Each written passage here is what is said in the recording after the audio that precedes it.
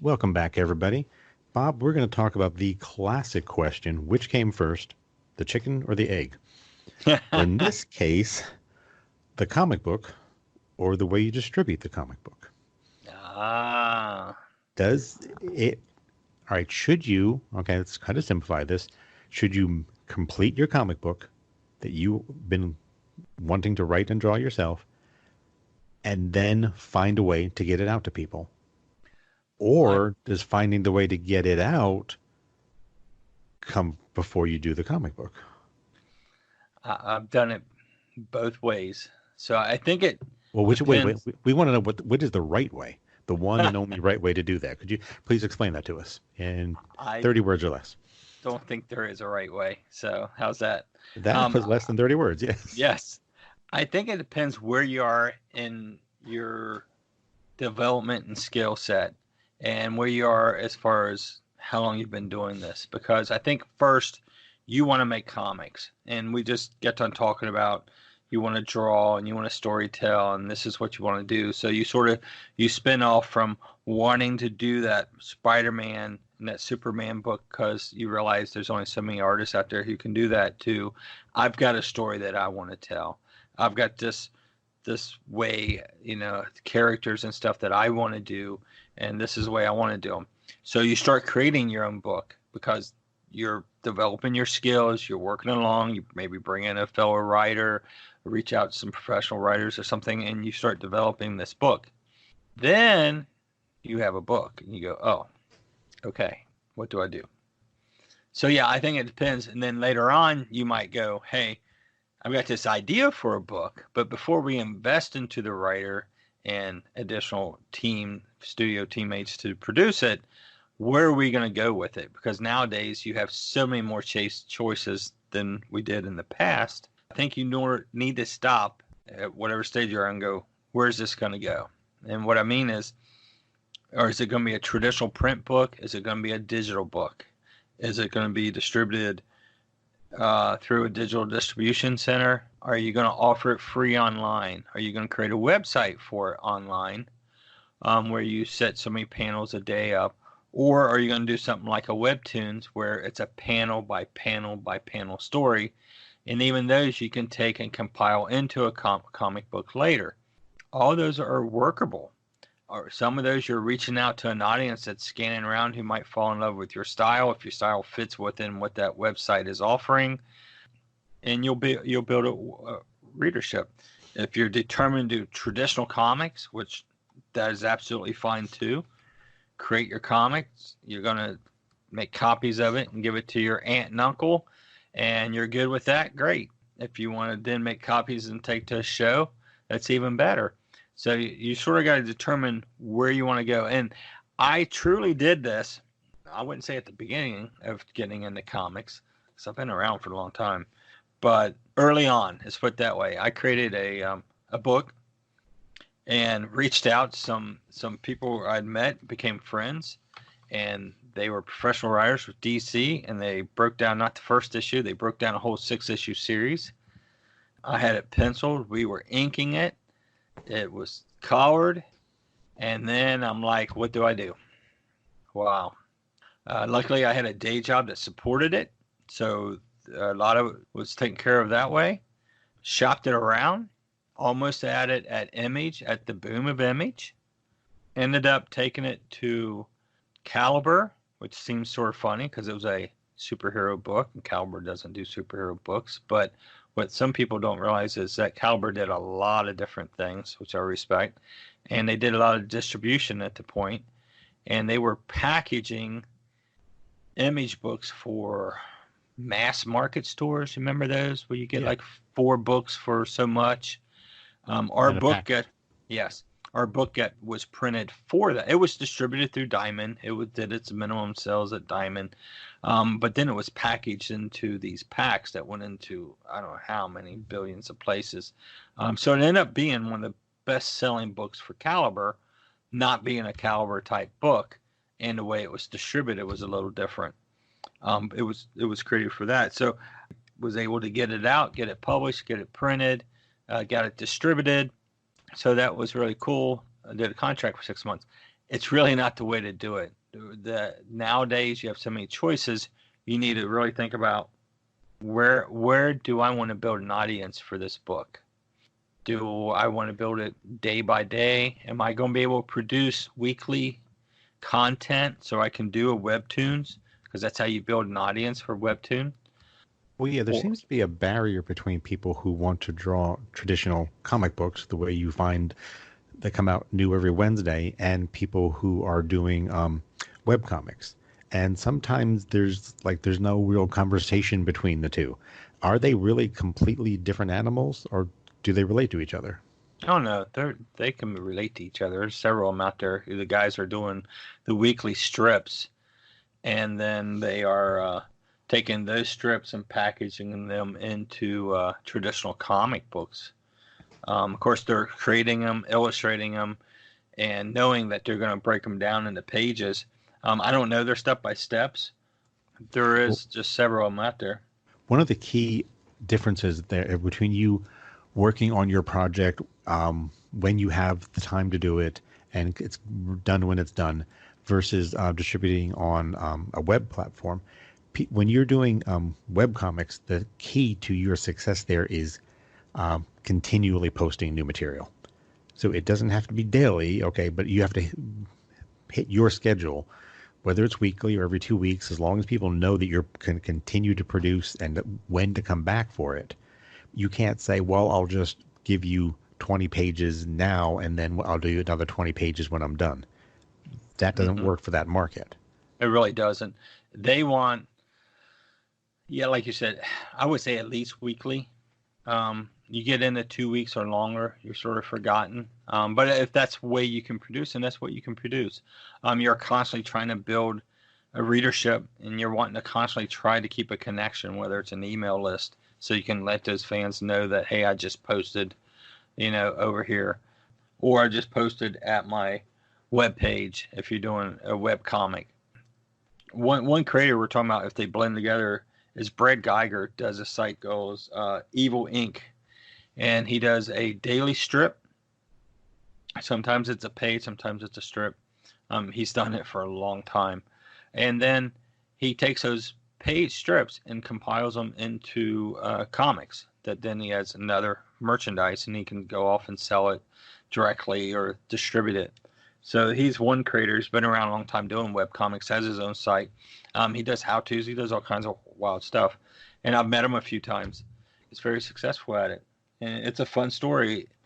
But if you're more focused on traditional comics, if you're producing a full comic book, getting it printed and selling it at your local convention once a year, you have your target. You're selling comics, okay? You're getting out to people. That's your market, okay? And that affects how you design your comic books. Sure. If you're trying to go through Diamond, which is the hardest possible way, they have, their own way of doing things. But if you if you create your own publishing company and get it accepted at Diamond, you still have to have a certain number of pages in a book. It has to be comparable to other Diamond product, and you have to produce, on a regular schedule again. You have to be able to hit those deadlines. If they're listing your book to come out on this month, you better have it come out on that month. Well, I think, people would laugh at that because, a lot of the publishers don't hit their marks with Diamond, or used to not. They've gotten really strict. They've gotten better. But if you're just starting out, okay, yeah. If they're taking a chance of you as a new publisher, you don't get that kind of leeway that some of the bigger names get. You don't. And another thing is with Diamond, they're almost like, they want to see it completed at first issue. They want to see a product from you before they commit to offering it. They want to see if they possibly have the audience that you're trying to reach, which is a blessing really in disguise. It can be frustrating. It's like, well, what do you mean they're going to judge me? Well, they're going to judge you because they only want to handle books that are going to sell through and go to a store, and then they hope the store sells through. So they buy more of issues 2, 3, and 4s, and as we know, sales usually go down in issues 2, 3s, and 4s. It's a battle to get in the door at Diamond. You do almost have to do it backwards and have a complete book, have a product ready to go, and then you're going to sit on it for 6 months. You're going to offer it. They're going to say yay or nay. You're going to get it listed, and then it's going to go through the listing process, and we both know how long that is. It goes through previews. The orders come in. Then you get to go get it printed and shipped out. So you really better have more than one complete book to front load this process. You've got to decide, one, if you're coming out monthly or every 2 months. Longer than that, I think, is a mistake, even though there's been some image books, and I can't think of them, that do like 2 or 3 issues in a row, and then they disappear for 6 months because that's what but I mean, that's maybe what you do. You go ahead and create your story, your 3 issues, your 6 issues, have it ready to roll. And if it takes you another year to produce the next 6, then you're all right. You either offer those every 2 months, or you offer 6 months in a row and you take 6 months off. There again, you're building up an audience. No matter what you do, you want to try to build that fan base, and you want to bring them over to either your social media or your email list or something, and try to stay in front of them.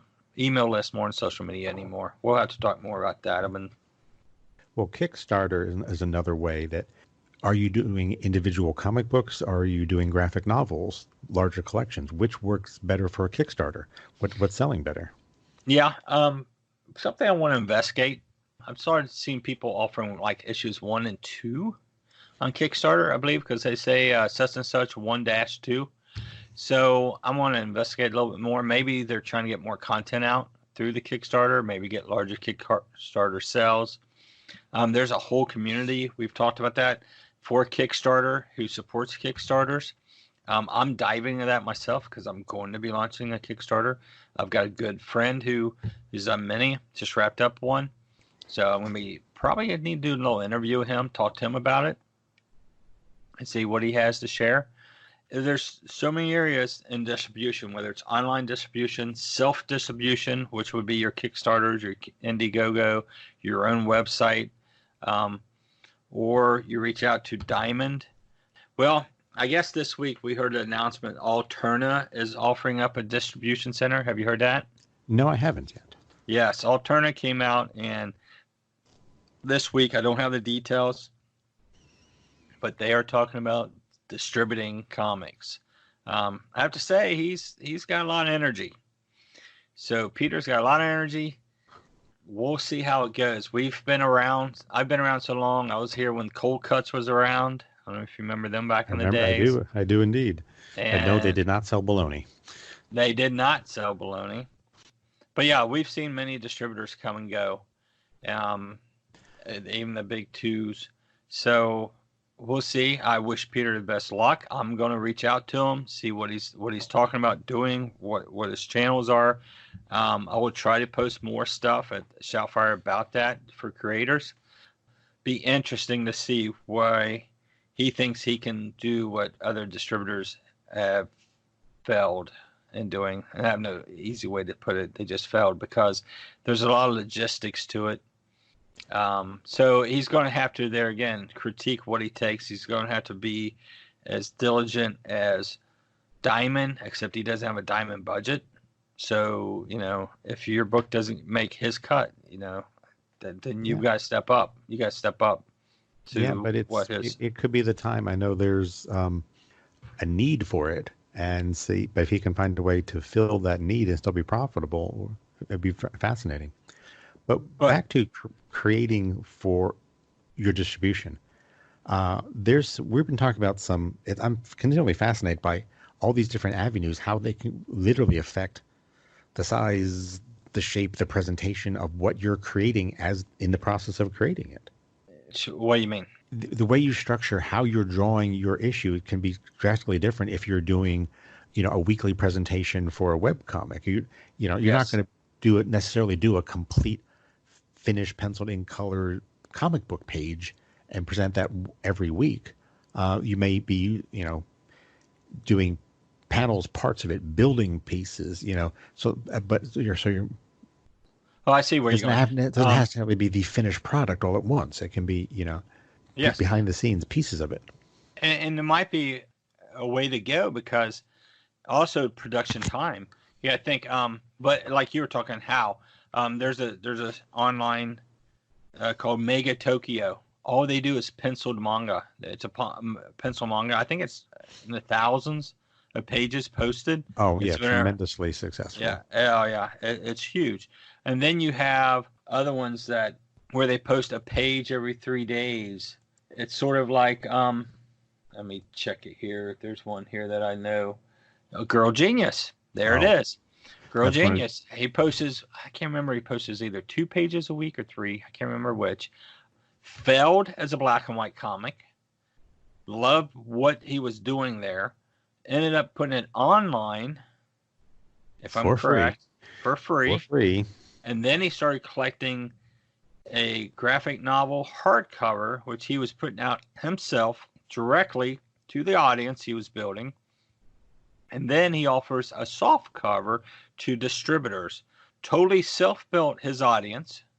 Just produces, understands concept. He puts out full pages, 1 page. And I'm trying to think if it's 2 or 3 pages a week. Yeah, they're which completed is pages. A tremendous output. I mean, he's got not many artists can match that kind of output, but he's absolutely incredible. And he taught us that you could actually give something away for free and people will still pay for it. Yes. Now more people view it than buy the graphic novels, but by getting even a small percentage of the people actually buying is a way to make a decent living. You know, he's selling a lot of graphic novels. Sure, and more people are reading than buying, but still, okay. And we've talked about that many people come and look at it in the first place. That you're capturing a small percentage of that. That's still money. Yeah, and we've talked about niches in the past, and his is that steampunk niche. So it opens up to just general comic book readers. You know, you can do the steampunk shows and that period type of shows and pick up a larger audience. And people who may never see it as just a comic book might see it as something like that. You know, he's built up a good amount of merchandise over the years. He's been doing it for a while. So they've been very successful with it. So that's definitely one way of doing it. Kickstarter is another way. Panel by panels, like the webtoons aspect, is another way of building it. If you want to just make comics, so many people that I've ran into over the years, I just want to make comics. Well, what does that mean? You just want to make comics, you know? That's what I ask them. I have heard it, yes. And it's a tough question. I mean, it's a very simple question, but it's a tough question to answer. What do you mean? Because you know what it means. It's so close to you, but it's hard to put it into words. Because every person who just wants to make comics, they want to do something slightly different. Yes. Well, yeah, they want to do something different. They want, it's their stories, their characters, but some people just want to copy and repeat too. And the thing is, a copy's never as good as the original, especially if you're looking at a mainstream title. What comes first, the comic or the distributors? It almost depends on where you're at in your career, and it depends on who you're trying to offer this to. Because if you're offering it through a diamond, and I have a feeling probably the alternative distributing and anybody else has a distributor, they're going to want to see that book before they commit to putting you a spot in their catalog, because that costs them money. It does. Just like a store wants to see as much as they can before they put a spot on their shelf, because it costs them money. So before they'll give up a spot, a slot on the shelf, they got to think whether I can sell it or not, or build a fan base for it, or people are going to come in and ask for it. Even if you're going to your local comic shop and say, I've printed X number of books, will you carry some of them for me? You're asking them to buy that book from you, and what will probably be higher than the rate they're spending on a diamond book. They want to know that they can get their money back, okay? And it's not the best way to get a wide audience, but there are local shops that are very good at supporting local talent, and we'll try to give you a shot so that you can get your work out, more people can see it, you can get more feedback. They are. And one great idea is, about Free Comic Book Day. You ever heard about that? Yes, I've heard of that. Yes. A lot of stores will host writers or artists. Even if you have no credentials whatsoever, you can approach your comic book store and say, I'd like to come at your store and give away a free mini comic. Yes. And that way, that's going to depend on how you structure that small book that you can produce cheaply. But how Is that a good idea just to get your work out there and get some feedback? Oh, most definitely. And it builds good faith with the store. I always tell this little story. I think I've told it here to you before, but the comic shop I used to own is now owned by my contest, as you know. I reached out to him and I asked him, said, so if I produce something, you guys going to sell it for me? And she says, probably not. And I'm like, okay. And we talked and we had a long conversation how she looks at things and the following. And it made me click. And this was a couple years ago. It made me click going, okay, I need to bring my audience to them or help them build an audience for my work before I'm allowed to have a slot in that store. And I respect that. And that store is still alive. Even it's been over 10 years since I sold it to them because they run a business like that. They understand they have to make money to stay alive. And it's made me rethink on how to bring them an audience. And actually, I'm going to work on something that we'll share here over the next couple of weeks that I'm going to submit to them and see if they're interested for Free Comic Book Day. So we'll see. We'll see how that works. And then see if it helps build an audience for somebody who comes in. It's for a Kickstarter I'm going to be offering in the next month or so. So we'll see if it takes it, if it helps them to then sell the finished book. One, to see if it's enough for them to carry the finished book, and then helps them to sell it. How many people come back from Free Comic Book Day into the store? We know the shop has hundreds, if not thousands, of people through, or hundreds, upper hundreds. No, well over 1,000. Yes. Okay. Fine. I knew it was there. I just want to say, but how many of those people, if I hand them a 8-page preview, okay, of a book that's finished, I'm going to do a Kickstarter, and then I'll have copies that I could have them put on the shelf. How many of those people, if I hand out 1,000 previews, are going to be back in that shop who could possibly pick it up because they're like, oh, I remember getting that free preview book and had it signed. So this is the book. Well, I'm interested to see if something like that will work. Well, the number doesn't sound good when you put it in percentage, okay? But if you give away 1,000, okay, if 10% are actually interested, that's an actually excellent number, okay? That's 100 people who are interested, okay? If 5% would actually buy it, okay, well, that's 50 copies. Hey, I'm thinking it's more like 1%. And it might be more like 1%, okay? But then again, you've got 10 copies. Yes. So for a local, store to sell, if they're selling 10 copies of a book, that's a book they're going to keep stocking. Okay, it's not their biggest blockbuster. Okay, but many books from Marvel or DC are being stocked at 10 copies or less. Okay, and still being bought month after month. So yeah, that's what the Girl Genius model, okay, is get back 1% of people actually buying. Well, he's got tens of thousands of people looking, so that works, okay? And you're talking about one store there. But by giving that preview, then the owners get to see it. They're more confident because they know which of their customers they can market it to. And maybe those customers didn't come in on Free Comic Book Day, but they go like, oh, this is the type of book that so-and-so likes to read. I'll make sure they get to see it. Right. And that's how good retailers, stay in business. They know their customers and what they're interested in. So yeah, you're investing a little bit, but you're getting feedback on your project, okay? And most people are asking retailers to buy a pig and a poke. I'm not going to really show you, but please have total faith in this. This is not just from someone walking through the door and say, carry my book, but this is from most of the publishers, at Diamond. Oh, yeah. The cover they're showing is not the interior artwork, but trust me, it's the best idea of all time. Everyone's going to love it. We've heard it all before.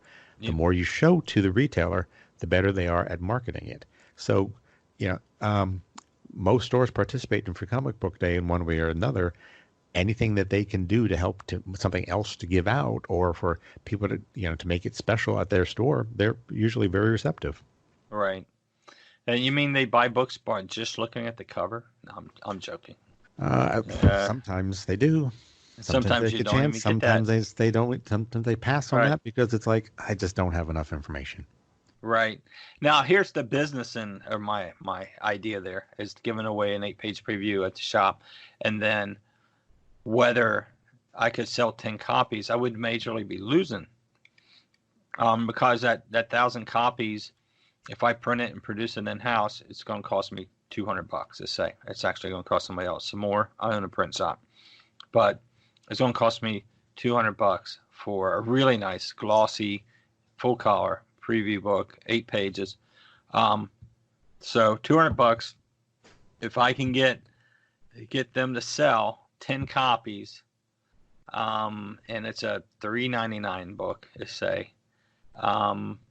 So I might get $1. So I'm gonna make $10 back on my $200 investment. You can go, well, that's stupid. But here's what I'm gonna do though. I'm gonna be running the Kickstarter. I would have video shot while I'm there. I would have photos op shots while I'm there. I will be blogging and podcasting while I'm there. It would be a huge part of my social media. So that investment gets me out into an audience, gives me many photo opportunities, many video opportunities. So I'm going to take that $190 loss and turn it into a really great promotional part to then include as the Kickstarter is running. Maybe even try to have the Kickstarter running as Free Comic Book Day is going on, so I can direct people to that. And probably not, because I don't want to take the sales away from the shop. So I just talked myself out of that. But because you got to respect the shop. You got to respect the shop owner. He's giving you a spot to sit there, even though you're giving away stuff. It's not costing him a dime, unlike all that free comic book stuff. The shop owner still pays. No, it's not free. The shop owner pays for it. I was there 5 years ago. I think it was last time I set up there. It was the first year we had a video game store open, and I printed full color comics and gave them away. I gave away hundreds of them there. Mike did not pay for those. I paid for those. I really didn't have an end game for that. I didn't have, what am I going to do? I just did it because I wanted to get the characters out. I wanted to get out and reach out. Sort of missed being around the shop because it had been 5 or 6 years since I sold the shop. It felt great that Mike let me come in and do that and bring in Bill Nichols with it. And so that was fun. But this time, if he agrees to it, and if he doesn't, that's fine. That means I got to rework it. I got to make it valuable for him to do so, is to have an end game where he'll make a few dollars from it. I will get exposure and in the long run be able to benefit from it. So I would definitely document this as we're building this, as we're working on it, and posting more about it and see how it goes. Because this is sort of we're all growing, we're all experimenting. The thing here with the ShoutFyre is we're all sharing and trying to build a better way of us all reaching our own goal, which is finding an audience for our stories. And finding that audience is no one way, and not every way is going to fit your lifestyle and your art style. So keep on researching the difference between just going to a local store, trying to get a diamond, distribution. Is Kickstarter your best? And when you say going online and offering web comics, not all web comics are created the same. Some are going to work for you, some are not, and you can but you need to keep your eye on, am I just drawing this for myself? It's going to sit in a drawer forever. Or how am I going to get this out there? And start looking at that before your project is complete, because it may well have a lot to do with how that project gets developed. Right. Oh, yeah, no doubt. And yeah, I mean, we bounce pretty well everywhere. We cover, we've talked about stores, distribution, online, working a Free Comic Book Day. So it really comes back, what comes first, the comic or the distributor? Both. It just depends on where you're at and then where you want to be. And what works for you, but also learn to stretch what works for you and try some new challenges and be open to different ways of doing things. Well, I think it all starts, it really is taking the baby steps. You want to take the baby steps. So you produce, can you produce a panel a day, a panel a week? Are you going to do panel strips and you just do the one-liners, like the Sunday strips where you have the single panel, the Dennis the Menace and stuff? Can you produce a page a week? can you in the studio produce a page a week and then put that out there on a Webtoons? So pace yourself. Base yourself around what your life is, that you're successful. And don't make that commitment until you know that you really can keep that pace up for a continued basis. Yes, and that's the ticket, is you want to be able to offer and keep it going. You want to get momentum on the belt. You want to get set an end goal. If your end goal is to complete a comic and it's 20 pages, know that through this period of time you can complete it. And and don't try to do too much. I've been guilty of that, trying to handle too much, juggle too much. Then projects have to put on back burners. If you've already into a major promotion on that, or if you got a few pages released, but then you can't do anything for another 6 months, that sort of kills your momentum that you just started to build up. So really set up goals that you can succeed. Set your goals, but be realistic about your pace. Yes. So back to the initial question, which came first, the chicken or the egg, has got me really hungry. So I think it's time to wrap this up. Okay. No, yeah, sounds good. I think we touched on a lot of different bases here. Yeah. Thanks for your time today, Bob. It's a lot of fun. We'll talk to you again soon. All right. Take care, Bill.